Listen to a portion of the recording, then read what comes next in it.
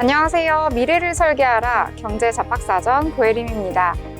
한 주의 중반 수요일입니다. 이 수요일인 만큼 더욱더 힘을 내서 경제 이야기 즐겁게 나눠보도록 하겠습니다.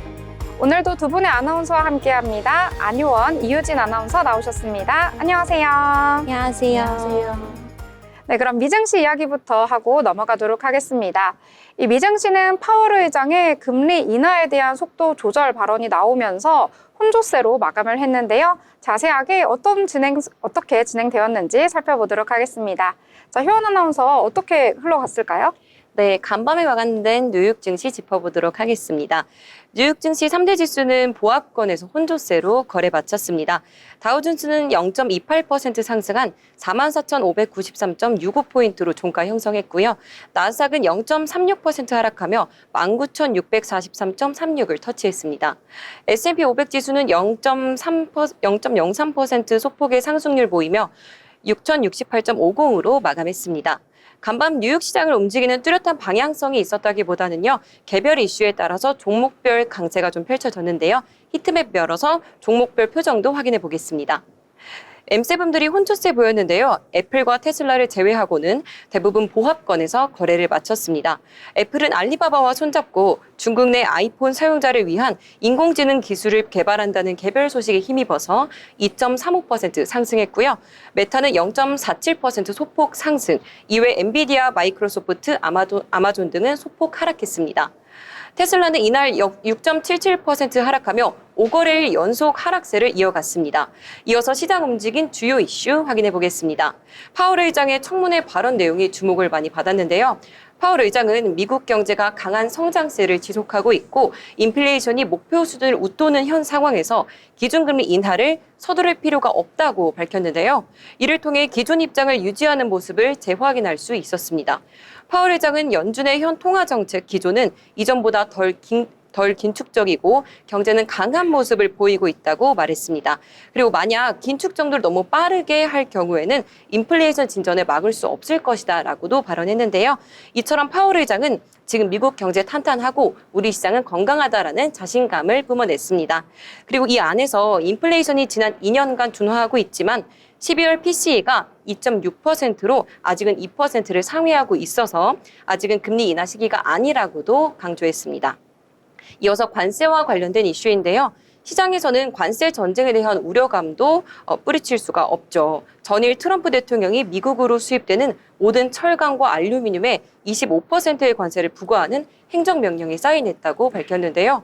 그 이후에 유럽연합 역시도 미국이 관세를 부과하면 우리도 역시 상응하는 조치를 취하겠다라고 밝힌 바 있습니다.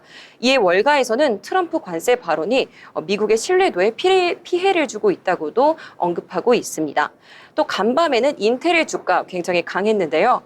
바로 벤스 부통령이 파리 AI 서밋에서 폐막자로 나서면서 미국의 AI 더 강력하게 만들 것이다는 의견을 내비쳤는데요. 벤스 부통령은 트럼프 행정부가 가장 강력한 AI 시스템을 미국에 구축할 것이며 또 AI 경제 혁신, 일자리 창출, 국가 안보 등 다양한 분야에서 혁신 응용 프로그램을 개발할 것이다 라고 밝힌 바 있습니다. 또 미국은 AI 분야의 선두주자 위치를 계속 유지할 것이라고도 밝혔는데요. 자치적인 AI를 구축하기 위해서 동맹국과 협력을 강조하겠다는 이야기를 했지만요. 딥시크에 대한 언급은 없었습니다. 딥시크가 어떠한 영향을 주고 있는지 앞으로 체크해 보셔야 할 것 같습니다. 이러한 벤스 부통령의 발언 직후에 가장 먼저 움직인 것은 바로 인텔이었는데요. 아무래도 인텔이 오하이오주에 대규모 공장을 설립을 했고 이러한 투자 과정에서 벤스 부통령과 긴밀한 관계가 있었더라고 해석이 되는데 발언 직후에 8% 급등하는 흐름을 보였습니다. 우리 시간으로 오늘 밤 10시 30분에는요. 미국의 소비자 물가 지수 CPI가 발표됩니다.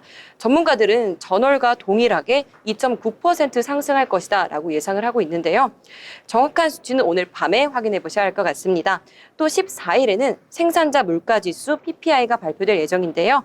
해당 지표들이 우리 시장에 또 어떤 영향을 미치는지 같이 확인해 보시면 좋을 것 같습니다.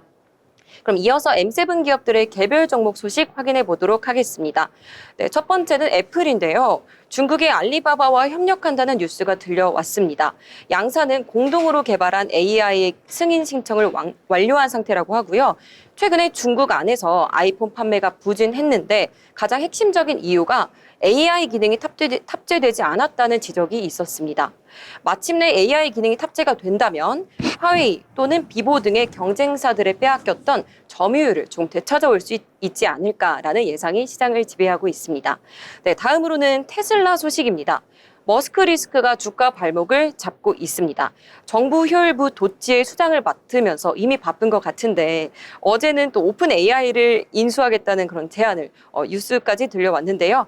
이런 상황이 과거에 머스크가 트위터를 인수를 하면서 그때 어땠는지에 대한 상황을 좀 떠올리게 됩니다. 그때 당시에 주가가 33% 하락한 바 있었죠. 월가에서는 머스크의 집중력이 분산되는 것에 대해서 좀 우려를 표하는 모습입니다. 근데 또 두 번째 하락 재료도 있었습니다. 중국의 비아드가 어제 딥시크 AI를 활용한 주행 보조 시스템을 공개했습니다. 테슬라는 아직까지 중국에서 감독형 자율주행 소프트웨어에 대한 승인을 받지 못하고 있는데요. 이런 승인을 받기 위해서 무지 애를 쓰고 있는데 비아디가 먼저 선수를 치게 된 겁니다. 그래서 AI 기반 자율주행 시장에서 중국에서만큼은 자율주행 주도권을 빼앗기게 될 수도 있지 않을까라는 생각과 함께 우려가 번지면서 하락을 좀 겪었습니다. 이어서 메타 살펴보도록 하겠습니다. 어제 오픈 AI 자체 칩 개발 소식이 있었는데요. 확실히 빅테크 기업들이 발맞춰서 AI 칩을 자체 개발하기 위한 계획을 갖고 있는 것으로 풀이가 되었습니다. 이번에는 메타가 한국 인공지능 반도체 설계 스타트업인 퓨리오사 AI 인수를 논의하고 있다고 보도했는데요. 퓨리오사 AI는 데이터 센터 서버에 들어가는 AI 추론 연산 특화 반도체를 개발하는 스타트업 기업입니다. 인수 논의는 이달 내에 완료될 가능성이 매우 높게 보여지고 있습니다. 메타가 최근에 5%가량의 과감한 인력 감축을 시행을 하면서 시장은 AI 반도체 관련한 투자를 더 늘릴 것이다라는 예상을 했는데요. 이와 부합하게 AI 반도체 칩 개발을 위한 움직임이 더 확인이 된 상황입니다. 최근까지 브로드컴과 협력해서 자체 AI 반도체 개발을 활발하게 이어오고 있는 상황이었는데 이렇게 AI 반도체 칩 개발 소식이 전해지면서 간밤에 메타의 주가는 0.33% 소폭 상승했습니다.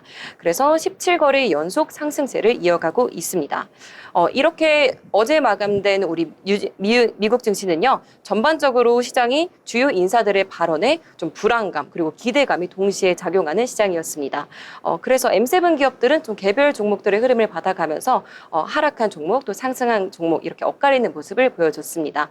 이런 흐름들이 또 우리 증시에는 어떤 영향을 보여줄지 앞으로 저희와 함께 지켜봐 주시면 좋겠습니다. 네, 미증시에 대해서 전체적으로 잘 정리를 해주셨습니다. 마지막에 메타에 대한 소식도 전해드렸는데요. 저희가 잠시 뒤에 또 자세하게 설명드릴 거긴 하지만 메타 같은 경우에는 자체 AI 칩에 대한 개발에 막대한 비용을 들이고 있는데요. 그에 비해서 결과가 미비하기 때문에 차라리 이미 만들어 놓은 AI 칩을 개발해 놓은 회사를 인수하는 것이 어떠냐 하는 의견까지 나오고 있어서요. 앞으로 메타의 주가 또 AI 칩과 관련해서 어떠한 방향성을 찾아갈지 뉴스가 나오는 대로 전달해 드리도록 하겠습니다. 자, 이번에는 미국 증시 전체적으로 살펴본 이후에 국내 증시에 영향을 미친 테마와 섹터들 함께 알아보려고 하는데요. 자, 그러면 국내 증시에서는 어떤 테마가 들썩였을지 유진 아나운서가 알아봤다고 합니다. 자, 어떤 테마를 보셨을까요? 네, 저는 오늘 미국의 그린란드 매입 추진과 대중국 견제가 한국 조선업계에 미칠 영향에 대해서 한번 분석해봤습니다. 트럼프 대통령은 덴마크 자치령인 그린란드를 미국 영토로 편입하려는 의지를 밝혀왔는데요. 그린란드는 희토류 150만 톤, 미발견 석유 13%, 천연가스 30%가 매장된 경제적, 군사적 요충지입니다. 미국은 이미 툴레 공군 기지를 운영하며 러시아와 중국을 견제해왔는데요. 그러나 쇄빙선이 부족한 상황입니다. 문제는 미국이 25년 동안 새로운 쇄빙선을 건조하지 않았다는 점입니다. 높은 인건비와 기술력 부족으로 인해 동맹국에 발주할 가능성이 크고요. 한국조선소가 대안으로 주목받고 있습니다. 특히 쇄빙선 같은 고부가가치 선박 건조 기술력이 뛰어난 한국이 수주 가능성이 크다는 전망입니다. 다만 존스법이 걸림돌로 작용하고 있는데요. 하지만 전문가들은 국가안보와 관련된 선박에는 예외 조항이 적용된 가능성이 크다고 보고 있습니다. 특히 미국 내에서 건조가 어려운 선박에 한해 예외가 인정된다면요, 한국 조선소에 수주할 가능성이 더욱 커질 전망입니다. 이러한 기대감 속에서 조선주가 좋은 흐름을 보여주고 있습니다. HD 현대중공업은요, 개장 30분 만에 전날 대비 11% 상승하며 장중 34만 6천 원까지 올라갔습니다. 하나오션도 장 초반 6만 6,300원을 기록하며 신고가를 경신했습니다. 한편 미국의 대중국 견제 강화로 인해 유럽 국가들이 한국 조선소를 대안으로 선택할 가능성이 크다는 방안이 나오고 있습니다. 조선 해운 전문 매체 트레이드 윈스에 따르면요, 세계 5위 해운사인 독일 하팍로이드가 원래 중국 조선소에 발주하려고 했던 LNG 컨테이너선 6척을 한국 하나오션에 맡기는 방안을 검토 중이라고 합니다. 이처럼 중국 대신 한국 조선소를 찾는 해외 선사들이 늘어날 것이라는 분석이 나오고 있습니다. 영국의 조선 해운 시황 분석 기관인 클라슨 리서치에 따르면요, 지난 1월 한국은 전 세계 선박 발주량 146만 CGT 중에서 90만 CGT를 수주하며 세계 1위를 기록했습니다. 반면 중국은요, 27만 CGT에 그치며 한국에 크게 밀렸는데요. 이처럼 한국 조선업계는 세계적인 경쟁력을 입증하고 있으며 향후 미국과 유럽 선사들의 추가 발주가 이어진다면 더 큰 성장의 기회를 맞이할 가능성이 높다고 보고 있습니다. 네, 이렇게 한국 조선업계가 맞이한 새로운 기회와 전망에 대해서 전해드렸는데요. 향후 쇠빙선 발주 여부와 대중국 견제 흐름 속에서 한국 조선업의 글로벌 입지가 더욱 강화될지 주목되고 있습니다. 네, 조선주도 함께 봐주셨습니다. 오늘 장에서 장 초반에 조선주 강세를 보이는 모습 나타났는데요. 이 트럼프 대통령 1기 집권 시기에도 그린란드에 굉장히 욕심을 부렸었는데 이번에도 그린란드를 매입하기 위해서 여러 노력들을 하고 있습니다. 이에 따라서 조선주에도 훈기가 돌고 있고요. 또 미국 의회에서 법안이 발의가 됐는데요. 이 해군의 함정 건조를 이 한국과 같은 동맹국에 맡기는 내용의 이 법안을 발의를 했다고 합니다. 이에 따라서 국내 조선주 업체들의 이 수혜를 받을 수 있을지 기대감이 모이는 상황 속에서 오늘장 강세를 보였는데요. 앞으로 어떻게 또 흘러가게 될지 계속해서 전해드리도록 하겠습니다. 자, 이번에는 저희가 뉴스를 볼 때 경제면 많이들 보시는데요. 뉴스가 워낙 많다 보니까 그중에서 어떤 뉴스에 좀 주목을 해봐야 할지 알기 어려우실 텐데 저희가 쉽게 정리해서 전해드리도록 하겠습니다. 자, 효연 아나운서 어떤 내용을 오늘 전해주실 건가요? 네, 말씀해주신 것처럼 중요한 내용들 쏙쏙 뽑아서 준비했습니다. 네, 먼저 첫 번째 소식을 준비하겠습니다. 네, 포스코홀딩스 니켈 공장 계획 취소. 포스코그룹이 경북 포항에 연간 5만 톤 규모의 니켈 공장 건설 계획을 철회했습니다. 길어지는 전기차 캐즘 등 글로벌 사업 환경 변화에 따른 조치입니다. 포스코홀딩스는 자회사 포스코 CNGR 니켈 솔루션의 주주총회를 열고 법인 해산 및 청산 절차를 밟는다고 11일 공시했습니다. 포스코그룹은 지난해 5월 세계 전구체 1위 기업인 중국 CNGR과 손잡고 전구체 생산 회사인 CMP 신소재 테크놀로지도 함께 세웠습니다. 두 법인은 2026년까지 1조 5천억 원을 투자해 포항 영일만 4산업단지에 니켈 전구체 공장을 준공할 계획이었습니다. 하지만 포스코그룹은 전기차 캐즘이 길어지고 트럼프 미국 대통령 취임 후 중국에 대한 규제 등이 강화되자 이 계획을 취소한 것으로 알려졌습니다. 여기에 그룹 차원에서 진행하고 있는 저수익 비핵심 자산 매각 방침도 영향을 미쳤다는 설명입니다. 다만 CMP 신소재 테크놀로지는 예정대로 전구체 공장을 짓기로 했습니다. 니켈은 외부에서 들여와 전구체를 생산한다는 계획입니다. 이어서 두 번째 소식입니다. 미국 자동차 반도체 의약품에도 관세 검토. 미국발 글로벌 관세 전쟁에 한국이 본격적으로 휘말리기 시작했는데요. 도널드 트럼프 미국 대통령은 현지 시간 10일 백악관에서 다음 달 12일부터 한국을 포함해 각국에서 수입하는 철강과 알루미늄에 25% 관세를 부과하겠다고 밝혔습니다. 한국의 1, 2위 미국 수출 품목인 자동차와 반도체에 대한 관세 조치도 조만간 내놓을 것이라는 방침입니다. 트럼프 대통령은 철강 그리고 알루미늄 관세 조치에 대해 예외나 면제 없이 25%며 모든 국가에 적용된다고 밝혔는데요. 그러면서 한국을 포함해 유럽연합, 일본, 캐나다, 멕시코, 브라질 등 9개 국가와 지역을 구체적으로 언급하며 모든 예외 조치를 종료한다고 선언했습니다. 트럼프 대통령은 또 자동차, 반도체, 의약품에 관세를 부과하는 것도 검토 중이라며 이런 조치는 우리나라에 많은 일자리를 가져올 것이라고 말했습니다. 작년 144만 대를 수출한 자동차와 반도체는 미국 수출 품목 1, 2위로 전체 대미 수출의 35.6%를 차지했습니다. 다음 소식입니다. 트럼프 국제법 무시한 채 경제동맹에도 일괄 관세, 한미 FTA 무력화 우려.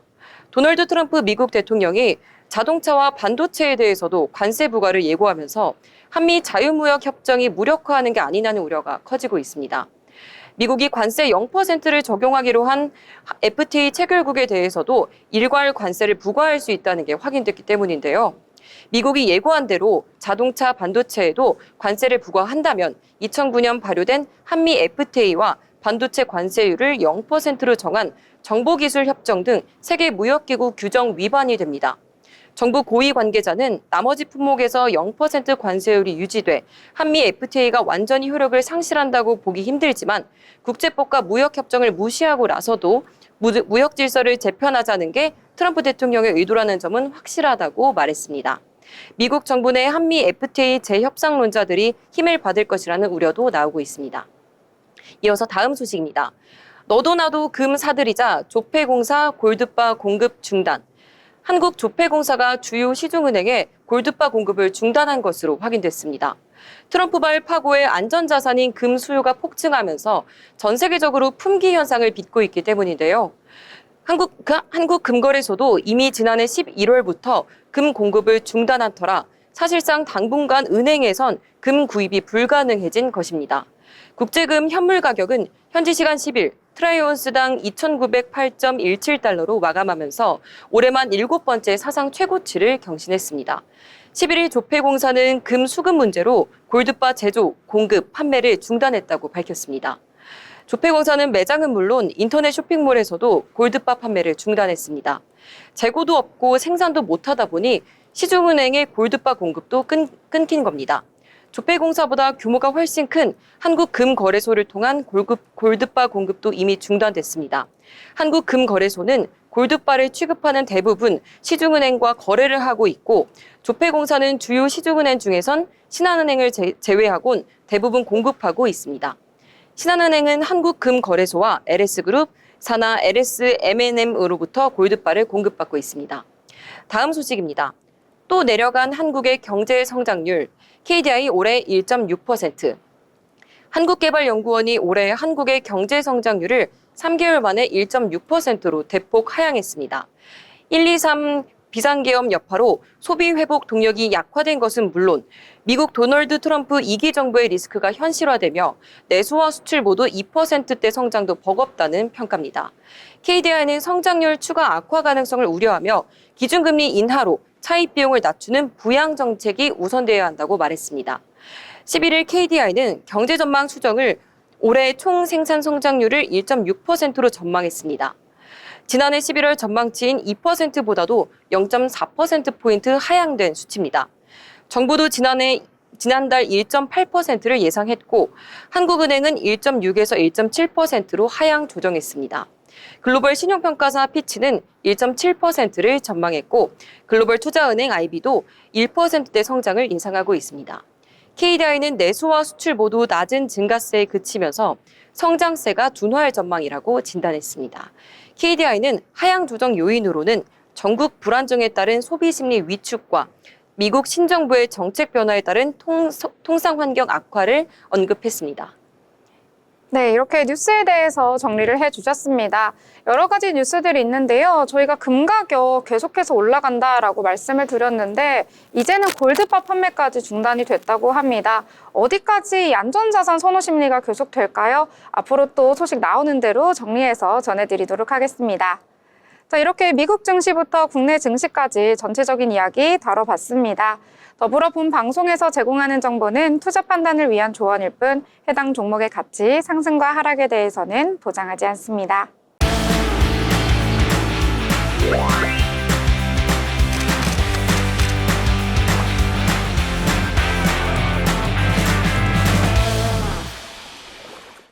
네, 이번 시간은 전국의 축제, 전시, 하프를 알아가는 시간입니다. 어디 갈까 시간인데요.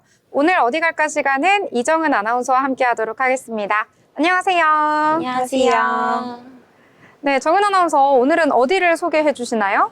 네, 바로 2025 영암 고구마 달빛 축제가 열리는 바로 전남 영암입니다. 네, 달빛 축제는 알겠는데 고구마 달빛 축제는 좀 생소한 것 같거든요. 네. 어떤 축제인가요? 네, 영암의 특산물인 고구마를 주제로 한 영암 고구마 달빛 축제가 정월대보름을 맞이하여 개최되는데요. 이번 축제는 지역 농가의 우수한 항토 고구마를 널리 알리고 관광객들에게 특별한 먹거리와 또 체험을 제공한 행사로 기획됐는데요. 다가오는 2월 15일 토요일 저녁 6시부터 8시까지 영암의 달맞이 공원에서 열릴 예정인데요. 다양한 체험과 또 즐길 거리가 가득한 이번 축제 기대하셔도 좋을 것 같습니다. 네, 2월 15일 그래도 토요일에 다행히 열리네요. 제가 고구마를 정말 좋아하거든요. 벌써부터 입맛이 당기는데요. 올해 축제에는 또 어떤 특별한 프로그램들이 준비되어 있나요? 네, 정말 다양한 프로그램이 마련되어 있는데요. 우선 개막과 함께 기찬 풍물빛 흥겨운 길놀이와 함께 성향예술단의 전통 국악 공연들이 있고요.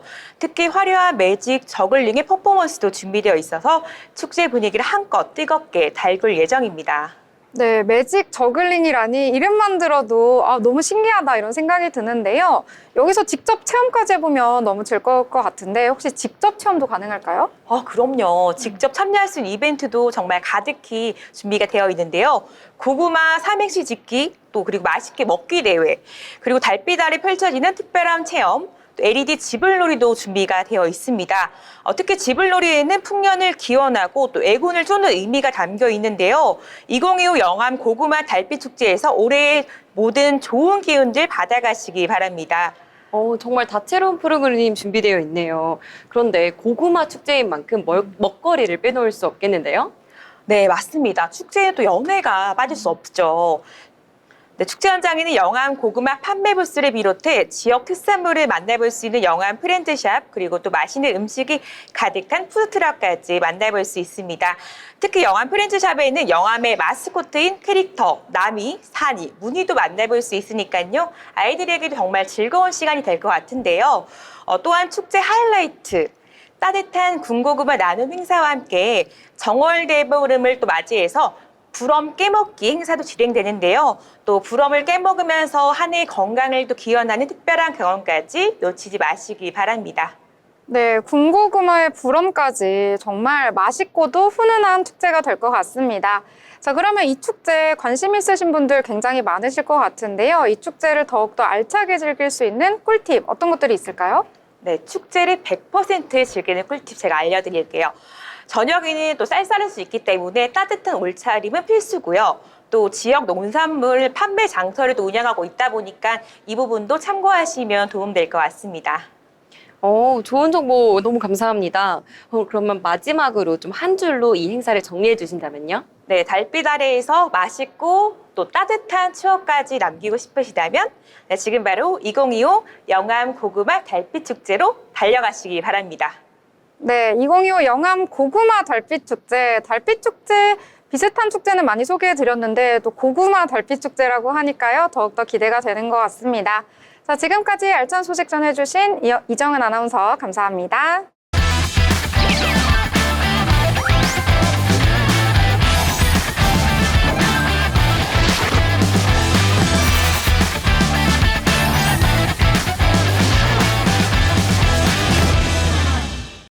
네, 이번 시간은 돈을 잘 벌고 싶은 고수가 되고 싶은 아나운서들이 모여서 경제 이야기, 주식 이야기 함께 나눠보도록 하겠습니다. 자, 일단 오늘 장 어떤 분위기 속에서 흘러갔을지 국내 증시 한번 체크를 해봐야 할 것 같은데요. 오늘은 이유진 아나운서가 전해드리도록 하겠습니다. 2월 12일 마감 시황입니다. 전날 미국 증시는 트럼프 행정부 관세 정책 여파와 제롬 파월 연준 의장의 금리 인하에 대한 신중한 발언 등으로 혼조세 마감했습니다. 뉴욕 3대 지수 중 다우지수와 S&P 500 지수가 각각 0.28%, 0.03% 상승한 반면 기술주 중심의 나스닥 지수는 0.36% 하락했습니다. 테슬라는 일론 머스크의 오픈 AI 인수 제안을 샘 올트먼이 거절했다는 소식에 6%대 급락했습니다. 국내 증시는 미국 소비자 물가지수 발표를 앞둔 경계감이 반영될 것으로 보입니다. KB증권은 미국 CIP 결과와 이어지는 미국 파월 의장의 발언으로 인해 관망세를 유지할 것으로 보인다고 밝혔습니다. 먼저 코스피 시장부터 살펴보겠습니다. 오늘 코스피는 약세로 출발한 뒤 반등을 시도했지만 이후 소폭의 등락을 거듭하며 뚜렷한 방향을 보이진 않았습니다. 장 시작과 동시에 전일 대비 0.17% 하락한 2534.71포인트를 기록했습니다. 이후 상승하는 흐름 보여주며 마감은 2548.39포인트를 기록했습니다. 다음으로 코스닥도 살펴보겠습니다. 코스닥 역시 장 시작과 동시에 최저지수를 기록했는데요. 전일 대비 6.74포인트 하락한 742.85포인트를 기록했습니다. 이어서 상승하는 흐름 조금 보여주다가 하락하는 흐름으로 장 마감했는데요. 745.18포인트를 기록하며 전일 대비 0.59% 하락한 모습입니다. 다음으로 수급 주체별로 살펴보겠습니다. 먼저 코스피 시장입니다. 개인과 외국인, 기관 각각 다른 흐름 보여줬는데요. 개인은 1,987억 원 물량 덜어냈습니다. 반면 외국인과 기관은 각각 968억 원, 530억 원 물량 담았습니다. 코스닥 시장은 코스피와 상반된 흐름 보여줬습니다. 개인이 2,228억 원 물량 담았고요. 외국인과 기관은 각각 1,540억 원, 557억 원 물량 덜어내는 모습을 보였습니다. 다음으로 시가총액 상위 종목 살펴보도록 하겠습니다. 먼저 코스피 시장입니다. 코스피 1위부터 10위까지 살펴보시면요. 삼성전자와 삼성전자 우선주만 상승하는 모습을 보여줬습니다. 삼성전자 0.18% 상승하며 55,800원 기록했습니다. 삼성전자 우선주도 0.44% 상승하며 45,750원을 기록했습니다.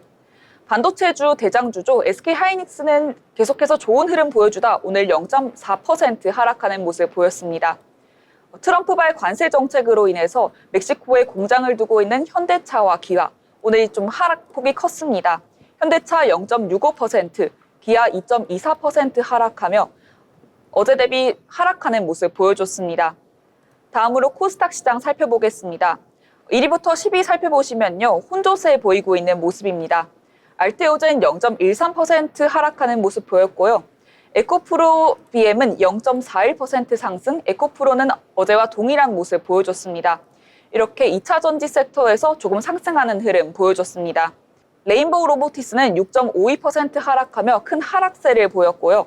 바이오주죠. 리가켄 바이오와 삼천당 제약 역시 1.69%, 1.37% 하락하며 바이오주의 하락세를 이끌었습니다. 다음으로 섹터별로 살펴보도록 하겠습니다. 오늘 조선주가 가장 큰 등락률을 보였습니다. 무려 8.92% 상승했는데요. HD 한국조선해양과 삼성중공업이 지수 상승을 견인했습니다. 창업 투자 섹터 역시 6.91% 상승하며 크게 상승하는 모습을 보여줬습니다. 오늘의 특징주 한편 살펴보도록 하겠습니다. 오늘의 특징주로요. 창업 투자 관련주가 아주 뜨겁습니다. 이슈의 중심에는 퓨리오사 AI가 있었습니다. 퓨리오사 AI는 삼성전자 A&D 출신 백준호 대표가 2017년 설립한 AI 반도체 스타트업으로요. 데이터 센터 서버용 AI 반도체 개발에 특화된 기업입니다. 2021년 첫 AI 반도체 워보이, 2023년 차세대 레니케이드를 선보이며 기술력을 입증했는데요. 최근 메타가 퓨리오사 AI를 인수 중이라는 소식이 전해지며 주목받았습니다. 메타는 자체 AI 칩 개발을 위해 엔비디아 의존도를 줄이는 전략을 추진 중으로 퓨리오사 AI 인수 시 국내 AI 반도체 업계에도 긍정적인 영향이 기대됩니다. DSC 인베스트먼트는요, 오늘 29.9% 상승하며 상한가를 기록했습니다. LB 인베스트먼트도 살펴보도록 하겠습니다. 오늘 8.3% 상승하는 모습 보여줬습니다. 린드만 아시아 역시 8.01% 상승하는 모습 보였습니다. 어제에 이어 오늘도 방산주가 뜨거운 모습 보여주고 있습니다.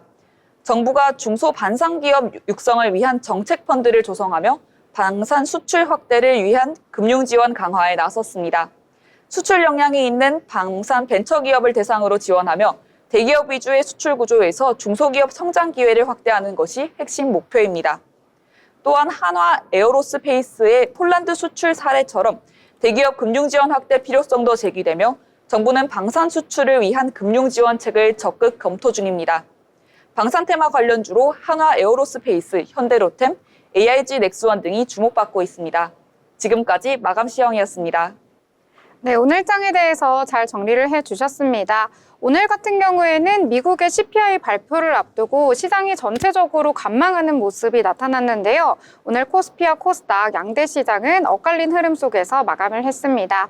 코스피 같은 경우에는 플러스로 마감했는데요. 전일 대비 0.37% 상승하면서 2,548선에서 거래를 마쳤습니다.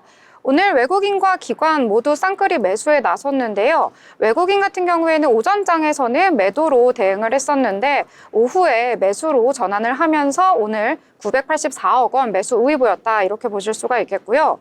코스닥 같은 경우에는 오늘 계속해서 마이너스권에서 움직이는 모습 나타났습니다. 전일 대비 0.59% 하락하면서 745선에서 거래를 마쳤는데요. 외국인과 기관 모두 매도 포지션 잡은 모습 나타났는데 물량이 그렇게 크지는 않았다라고 보실 수가 있겠습니다. 이 시가총액 상단에 위치한 종목들 오늘은 대부분이 파란불 켜는 모습 보여줬는데요.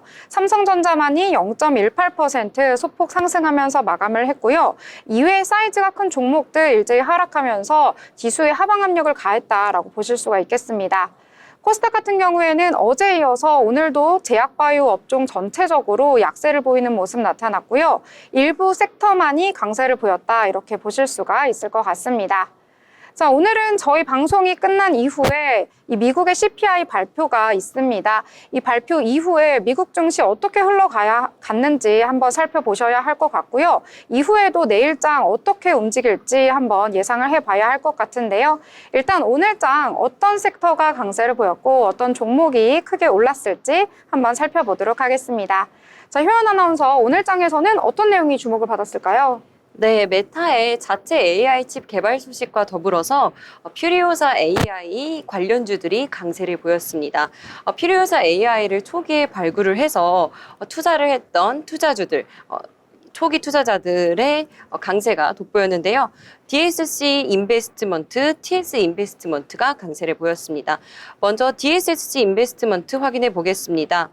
일단 오늘 오전 9시 9분쯤 3,730원을 나타내며 29.97% 터치했는데요. 상한가 터치하며 현재 종가 29.97% 오른 채 3,730으로 마감했습니다. 초반부터 강세로 출발했고 상한가 터치하면서 마무리되었습니다. 메타의 인수 소식에 인해서 가능성이 좀 몰리면서 퓨리오사 AI에 일찌감치 투자한 두 투자자가 강세를 보였는데요. 이어서 TS 인베스트먼트도 보여드리도록 하겠습니다. TS 인베스트먼트 전장 대비 종가 29.95% 상승하며 1202선에서 종가 형성했습니다. 네. 지금 이렇게 퓨리오사 관련 주들이 이제 강세를 보이고 있거든요. 말씀 아까 해주신 것처럼 가장 주축을 갖고 있었던 두 투자자들로 분석이 되고 있습니다. 네, 이 메타가 아까 저희가 계속해서 언급해 드린 것처럼 AI 칩 개발에 지금 속도를 내지 못하고 있는 상황 속에서 다른 기업이 만들어낸 그런 기업들을 먼저 인수를 하겠다 이런 방향으로 지금 피봇을 하고 있는 것 같습니다. 자, 그렇기 때문에 국내에 있는 여러 AI 개발 스타트업 중에서요. 그 중에서도 퓨리오사 AI 인수를 논의하고 있다라는 내용이 전해졌는데요. 이러한 딜은 이번 달 내에 거의 다 완성이 될 것이라고 합니다. 이후에 정말로 인수를 하게 될 것인지 알 수는 없지만 일단 초기에 이 스타트업에 투자를 한 창투사 위주로 오늘은 상승하는 흐름이 나타났거든요. 창투사 간만에 또 시장에서 등장을 하면서 전반적으로 오르는 모습 보여줬는데요. 테마성이 짙은 만큼 이 투자에는 유의를 하셔야겠다. 이렇게 정리를 해볼 수가 있을 것 같습니다. 자, 그러면 또 다른 이야기 함께 나눠보려고 하는데요. 자, 유진 아나운서 또 어떤 내용에 주목해 보셨나요? 네, 저는 미용 의료기기 테마에 주목해봤습니다. 최근 미용 의료기기 산업이 글로벌 시장에서 빠르게 성장하고 있습니다. 특히 비수술적 피부 무형 시술 수요 증가와 해외 시장 진출 확대가 주요 트렌드인데요. 한국 기업들은 첨단 기술력과 FDA CE 인증 확보를 기반으로 글로벌 시장에서 입지를 강화하고 있으며 미국, 유럽 등 선진국 시장을 적극 공략하며 성장세를 이어가고 있습니다. 오늘은 이러한 흐름 속에서 파마 리서치, 아스테라시스, 레이저 업텍에 대해서 살펴보겠습니다. 오늘 파마 리서치는 0.7% 하락하며 보합세, 아스테라시스와 레이저 업텍은 각각 9.3%, 3% 상승하며 미용 의료기기 테마주의 상승세를 견인했습니다. 먼저 파마리서치는요, 연화주사 리쥬란 덕분에 지난해 매출 3,497억 원, 영업이익 1,259억 원을 기록하며 사상 최대 실적을 달성했습니다. 의료기기 화장품 수출 증가가 주요 성장 요인으로 작용했는데요. 리쥬란 화장품 수출은 53.3% 급증, 의료기기 수출 실적도 36.4% 증가했습니다. 기존 수출의 70% 이상이 아시아에 집중됐지만요. 이제는 유럽, 미국 시장에 본격적으로 확대될 전망입니다. 2023년 12월 리쥬란이 EU-C MDR 인증을 획득하며 유럽 시장 진출의 발판을 마련했고 미국에서는 FDA 의료기기 인허가를 준비 중입니다. 또한 미국 내 리쥬란 검색량이 1년 만에 3.2배가량 증가하며 성장 기대감을 높이고 있습니다. 다음으로 살펴볼 종목은요, 아스테라시스입니다. 아스테라시스는요, 리프팅 탄력 개선 의료기기를 개발하는 업체인데요. 최근 출시한 쿨소닉은 기존 하이프 리프팅의 한계를 극복한 신제품입니다. ACC 기술을 적용해 시술 중 피부 온도를 조정할 수 있습니다. 아스테라시스는 전 세계 62개국의 대리점을 보유하고 있으며 글로벌 확장을 이어가고 있습니다. 현재 쿨소닉과 쿨페이즈 두 제품의 FDA 승인을 목표로 삼고 있습니다. FDA 승인이 완료되면요, 미국 시장 공략을 본격화할 계획인데 관계자는 쿨소닉은 차세대 리프팅 기기로 FDA 승인과 해외 인허가를 통해 글로벌 경쟁력을 더욱 강화할 것이라고 밝혔습니다. 마지막으로 살펴볼 종목은요, 바로 레이저 업텍입니다. 피부 미용 및 질환 치료용 레이저 기기 전문 기업으로 최근 미국 FDA에서 헬리오스 785의 적응 중 추가 승인을 획득하며 미국 시장의 확장에 중요한 전환점을 맞이했습니다. 이번 승인으로 미국 색소 치료 및 피부 재생 시장에서 강력한 경쟁력을 확보할 전망입니다. 레이저 업텍은 50개국의 자체 브랜드 제품을 수출하고 있고요. 2023년 8월에는 미국의 현지 법인을 설립하는 등 시장 공략을 강화해가고 있습니다. 현재 미국 미용 의료기기 시장 규모는 약 18조 원인데요. FDA 적응 중 추가로 인해 레이저 업텍의 미국 시장 확대가 더욱 탄력을 받을 것으로 예상됩니다. 네, 마지막 레이저 옵텍까지 정리해 주셨습니다.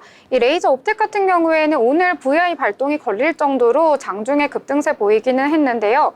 이런 상승폭 모두 다 반납을 하면서 마지막에는 3%대로 마감을 했다라고 보실 수가 있을 것 같습니다. 저는 리쥬란 힐러 뭐 이런 쪽은 들어봤었는데 이외에는 이제 새로 듣는 게 많더라고요. 그래서 국내 이 미용 기기 시장 정말로 잘 나가고 있고 새로운 기기들이 계속해서 나오는구나 하고 점점 깨닫고 있거든요. 앞으로 또 추가적인 새로운 기기나 아니면 업체들 나올 것 같으니까요. 또 전달해 드리도록 하겠습니다. 자, 저는 오늘 장에서 아까 저희가 마감 시황 정리해 드리면서도 잠깐 언급을 해 드렸는데요. 방산 테마가 굉장히 또 강세를 보여서 전해 드리려고 합니다. 여러 가지 이제 모멘텀이 겹치면서 오늘 장에서 강세를 보인 건데요. 일단 방산업계의 올해 영업이익이 3조 원을 돌파할 것이다 라는 소식이 전해졌습니다. 이에 따라서 정부도 추가적으로 자금을 지원하겠다라는 소식이 전해졌는데요. 약 600억 원 규모의 방산 펀드를 조성한다라고 합니다. 자, 일단 방산업체 빅4라고 할 수 있는 업체들이죠. 한화 에어로스페이스, 현대 로템, 한국항공우주, LIG 넥스원 이러한 네 업체들의 작년 영업이익과 매출을 살펴봤더니요. 모두 큰 폭으로 상승을 하면서 역대 최고가를 기록했다고 합니다. 이 업계 관계자 같은 경우에는요, 이 K방산의 글로벌 시장 확장이 가속화되고 있다라고 알려왔고요. 올해 방산 매출도 예상을 해보자면 올해 말까지 지속이 된다면 20% 정도 증가할 것이다라고 소식을 전해왔습니다. 이에 따라서 추가적인 납품 소식까지 호재로 작용을 했는데요. 그동안에는 중동 쪽으로 많이 수출도 하고 유럽 쪽, 특히 폴란드 쪽으로 수출을 해왔었는데 이 폴란드와 이집트 등에 추가로 납품을 할 것이다라는 소식도 함께 전해왔습니다. 자, 그리고 방산펀드 조성한다라고 말씀을 드렸는데요. 이 정부가 중소방산기업 육성과 지원을 위해서 방산펀드를 만들기로 결정을 했고요. 2025년부터 2027년까지 약 3년 동안 600억 원을 투입을 해서요. 올해는 일단 200억 원 정도 예산을 편성했다라는 소식까지 전해졌습니다. 이에 따라서 하나시스템, STX 엔진, RF 시스템즈까지 전반적으로 강세를 보였다. 이렇게 정리를 해볼 수가 있을 것 같습니다. 자, 이렇게 오늘 장에서의 특징주까지 정리를 해봤고요. 자, 이번에는 저희가 리포트를 한번 살펴보려고 하는데요. 리포트 보면은 너무 좋은데 또 읽기에는 피곤하니까요. 저희가 알기 쉽게 정리해드리도록 하겠습니다. 자, 효연 아나운서, 오늘 준비한 리포트 어떤 내용일지 또 궁금한데요. 네, 오늘 준비한 리포트는요, 여성분들이 굉장히 좋아하실 만한 리포트 준비해봤습니다. 네, 일단 제목이 굉장히 특이한데요. 일단 제목이 거의 한국의 팔란티어라는 제목의 리포트입니다.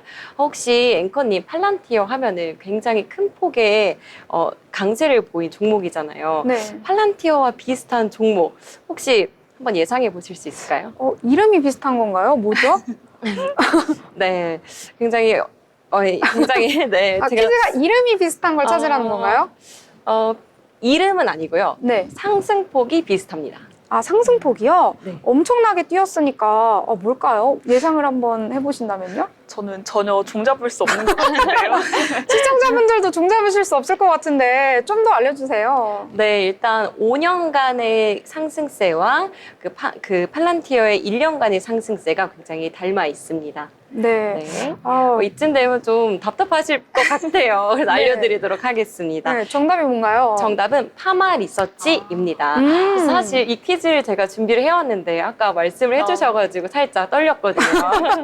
네, 그래서 그래프 보여드리면요. 아래에 있는 그래프가 팔란티어의 1년간 주가 추이입니다. 그리고 위에 있는 그래프가 파마 리서치의 5년간 주가 추이입니다. 보시면 굉장히 닮아 있죠. 그래서 굉장히 큰 폭으로 상승을 한 두 가지 종목 닮아 있어서 거의 한국의 팔란티어다. 라는 제목의 리포트를 가져왔습니다. 팔란티어는 미국의 빅데이터 분석을 전문으로 하는 소프트웨어 회사입니다. 팔란티어는 작년에 굉장히 뛰어난 성과를 거두면서 S&P 500 지수와 나스닥 500 지수에 편입이 됐는데요. 작년에 팔란티어 주가는 342% 이상 급등했고요. 올해는 연초 대비 47%나 상승을 했습니다. 네, 그래서 이렇게 성장폭을 보여줬는데 도대체 어떤 요소들이 이렇게 성장세를 이어갈 수 있게 되었는지 살펴보도록 하겠습니다. 먼저 파마 리서치가 어떤 기업인지부터 정확하게 설명을 드려야 될 것 같아요. 네, PDRN, PN 제조 기술을 바탕으로 의약품, 의료기기, 그리고 화장품 등을 연구, 제조, 그리고 판매하는 재생바이오 전문 제약 회사입니다. 네, 사실은 처음부터 이렇게 재생바이오 전문 회사였던 건 아니었어요. 여러 가지 과정을 거치면서 이렇게 리쥬란을 개발하는 과정까지 오게 되었는데요. 옆에 보이시는 이 사진, 버스 광고나 지하철에서 많이들 보시지 않았나요? 네. 네, 저도 이런 그 사진을 보면서 나도 한 번쯤 맞아보고 싶다. 저게 효과가 얼마나 좋을까라고 항상 이제 한 번쯤 해보고 싶다 이런 생각을 했었는데요. 네, 일단 PDRN의 개발 과정부터 설명을 드리면요. 1993년도에 원래는 설립이 되면서 의약품, 의료기기, 인허가 컨설팅 업체로 파마 리서치는 설립이 되게 되었습니다. 근데 이후에 일본의 헬스케어 브랜드 오므론을 국내에 수입을 하는 그런 역할을 했었습니다. 근데 이후에 2007년도에 이탈리아 마스텔리의 연골 조직 재생치료제 플라센틱스를 독점 판매 계약을 체결을 하게 됩니다. 근데 이때부터였을까요? 이 파마 리서치가 좀 재생치료제에 대해서 관심을 가지게 됩니다. 그래서 2008년도에 카이스트와 협력을 해서 PDRN 국산화 연구를 진행을 하게 됩니다. 그래서 이후에 이 PDRN의 사용처가 두 가지로 나뉘게 되는데요. 사용처의 첫 번째는 바로 콘주란입니다. 앞서 말씀드린 그 마스텔리의 연골 조직 재생치료제 플라센틱스 플러스 그리고 PDRN 그리고 히알루론산을 더해서 콘주란이라는 제품을 만들었는데요. 이 제품은 무릎에 굉장히 효과적인, 무릎 연골 재생에 효과적인 제품이라고 합니다. 그래서 요즘 고령화 사회에 진입을 하면서 많은 분들이 찾았고 또 이 제품과 더불어서 앞서 말씀드린 리쥬란까지 개발을 하게 됩니다. 근데 이 리쥬란은 굉장히 특이해요. 연어에서 추출한 성분을 피부에 직접 넣어서 자가 피부 콜라겐 재생에 촉진하는 효과가 있다고 합니다.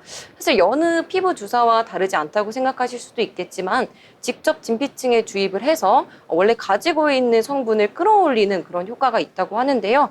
네, 이런 효과들이 많은 사람들이 찾게 되면서 파마 리서치의 주가도 굉장히 큰 폭으로 상승을 하게 됩니다. 네, 그렇다면 이번에 2월 10일, 이번 주 월요일에 실적이 발표가 됐는데요. 그 전에 어떤 실적을 밟아왔는지도 살펴보도록 하겠습니다. 연간 매출액은 2019년에는 839억 원이었는데요. 쭉 올라오면서 2023년에는 2,610억 원으로 굉장히 큰 폭으로 상승했습니다. 대략적으로만 봐도 거의 1,800억 원 가량 증가를 한 것이죠. 그렇다면 영업이익은 어떻게 될까요? 2019년 191억 원에서 2023년 923억 원으로 증가를 했습니다. 네, 그렇다면 드디어 알려드려야 될 것 같아요. 2024년 4분기 실적. 사실 많은 기업들이 컨센서스를 상회하기도 하고 하회하기도 하는데 예상보다 상회할 것이라고 예상했던 기업들이 또 하회하는 경우가 요즘에 많았는데요. 파마리서치는 그렇지 않았습니다. 매출액, 영업이익 모두 견조하게 잘 나왔고요. 예상치에 부합하게 나왔습니다. 매출액은 1,026억 원, 그리고 영업이익은 335억 원으로 집계가 됐고요. 이 매출액에는 의료기기 국내 매출이 들어있고 또 해외 매출이 들어있는데요. 무려 의료기기 국내 매출이 40%나 증가를 했고요. 또 해외 매출은 106%나 증가를 했습니다. 그렇다면 리쥬란, 아까부터 말씀드린 리쥬란의 매출 615억 원을 달성을 했는데요. 예상치가 530억 원으로 예상치를 100억 원 이상 상회하는 모습을 보여줬습니다. 네, 이렇게 정말 견조한 흐름을 계속해서 보여줬기 때문에 정말 팔란티와 비슷한 급이라고 리포트가 나올 정도가 되지 않았나 싶습니다. 네, 그렇다면 우리 유진투자증권의 전망은 어땠을까요? 유진투자증권은 투자 의견 바이 유지하셔라 라고 전망을 했습니다. 또 현재 주가가 27만 3,500원을 지나가고 있는데요. 목표 주가는 32만 8천 원으로 상향하는 것으로 올려 잡았습니다. 그러면서 추가적으로 좀 조언도 했는데요. 24년 매분기 성장을 이어갔고 또 성장률이 점차 상승했다는 것이 고무적이라면서 25년도 유의미한 성과를 거둘 것이라고 말했습니다. 네, 정말 우리 피부 미용 그리고 화장품 이런 것들 많은 여성분들 관심을 가지고 있지만요. 이렇게 우리가 사용하는 화장품 그리고 피부 미용 기기들에 대해서 그것들의 주가는 어떤 건지 또 어떤 회사가 만드는지에 대해서는 조금 관심이 부족한 분들도 계신 것 같아요. 그래서 많은 여성분들 내가 사용하는 이런 화장품, 의료기기들 주가도 한번 확인하셔가지고 지금 견조한 흐름 보이고 있는 파마리서치 한번 고려해 보시면 좋을 것 같습니다. 네, 리포트까지 잘 살펴주셨습니다. 더불어 본 방송에서 제공하는 정보는 투자 판단을 위한 조언일 뿐 해당 종목의 가치, 상승과 하락에 대해서는 보장하지 않습니다.